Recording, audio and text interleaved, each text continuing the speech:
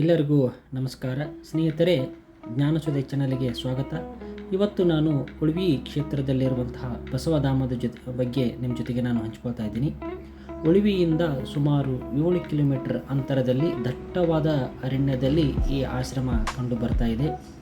ಇದೊಂದು ಅತ್ಯಂತ ಪ್ರಶಾಂತತೆಯಿಂದ ಕೂಡಿದಂತಹ ಶಾಂತಮಯವಾದಂತಹ ವಾತಾವರಣದಿಂದ ಕೂಡಿರುವಂತಹ ಒಂದು ಧಾಮ, ಅದುವೇ ಬಸವಧಾಮ.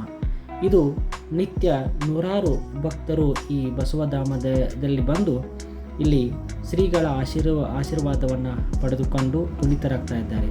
ಅಷ್ಟೇ ಅಲ್ಲ, ಇಲ್ಲಿ ಭಕ್ತರು ಈ ಒಂದು ಆಶ್ರಮಕ್ಕೆ ಬಂದು ತಮ್ಮದೇ ಆದಂತಹ ರೀತಿಯಲ್ಲಿ ಸೇವೆಯನ್ನು ಸಲ್ಲಿಸುತ್ತಾ ಇದ್ದಾರೆ. ಈ ಒಂದು ಆಶ್ರಮದ ವಿಶೇಷತೆ ಅಂತಂದರೆ ಇದೊಂದು ಶರಣರ ಸಂಸ್ಕೃತಿಯನ್ನು ಹೇಳಿಕೊಡುವಂತಹ ಒಂದು ಆಶ್ರಮವಾಗಿದೆ. ಸಂಪೂರ್ಣವಾಗಿ ಶರಣರ ಸಂಸ್ಕೃತಿ, ಶರಣರ ಆಚಾರ ವಿಚಾರಗಳನ್ನು ಈ ಒಂದು ಆಶ್ರಮ ಒಳಗೊಂಡಿದೆ. ಇಲ್ಲಿ ಎಲ್ಲ ದಿಕ್ಕುಗಳಲ್ಲಿ ನಾವು ನೋಡಿದಾಗ ಅಲ್ಲಿ ಶರಣರ ಭಾವಚಿತ್ರಗಳು, ವಚನಗಳು ನಮಗೆ ಕಂಡು ಬರ್ತಾ ಇದ್ದಾವೆ. 12ನೇ ಶತಮಾನದಲ್ಲಿ ಆಗಿ ಹೋದಂತಹ ಎಲ್ಲ ಶಿವಶರಣರ ಭಾವಚಿತ್ರಗಳನ್ನು, ಕಲಾಕೃತಿಗಳನ್ನು ಅಲ್ಲಿ ಸ್ಥಾಪಿಸಲಾಗಿದೆ. ಇದು ಪ್ರವಾಸಿಗರ ಮೇಲೆ, ಭಕ್ತರ ಮೇಲೆ ಅತ್ಯಂತ ಗಾಢವಾದಂತಹ ಪ್ರಭಾವವನ್ನು ಅದು ಬೀರ್ತಾ ಇದೆ.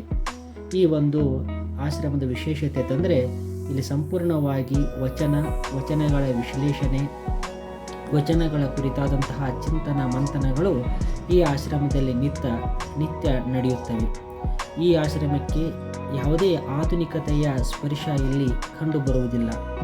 ಅಷ್ಟೇ ಅಲ್ಲದೆ ಇದು ಆಧ್ಯಾತ್ಮವನ್ನು ನಮ್ಮಲ್ಲಿ ಜಾಗೃತಗೊಳಿಸುವಂತಹ ಒಂದು ಸುಂದರವಾದಂತಹ ಆಶ್ರಮವಾಗಿದೆ. ಈ ಆಶ್ರಮದಕ್ಕೆ ನಮಗೆ ಕೈಲಾದ ಮಟ್ಟಿಗೆ ನಾವು ತನು ಮನ ಧನದಿಂದ ಇಲ್ಲಿ ಸೇವೆ ಸಲ್ಲಿಸಿ ನಮ್ಮಲ್ಲಿರುವಂತಹ ಆಧ್ಯಾತ್ಮ ಶಕ್ತಿಯನ್ನು ಜಾಗೃತಗೊಳಿಸಲಿಕ್ಕೆ ಇದೊಂದು ಉತ್ತಮವಾದಂತಹ ಆಶ್ರಮವಾಗಿದೆ.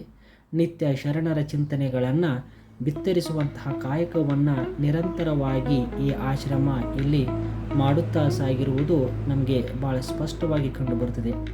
ಶರಣರ ಚಿಂತನೆಗಳನ್ನು ಈ ನಾಡಿನಾದ್ಯಂತಹ ವಿಸ್ತರಿಸಲಿಕ್ಕೆ ಈ ಒಂದು ಅತ್ಯಂತ ದಟ್ಟ ಕಾಡಿನಲ್ಲಿರುವಂತಹ ಈ ಒಂದು ಆಶ್ರಮ ತನ್ನದೇ ಆದಂತಹ ಪ್ರಯತ್ನವನ್ನು ಮಾಡ್ತಾ ಇದೆ.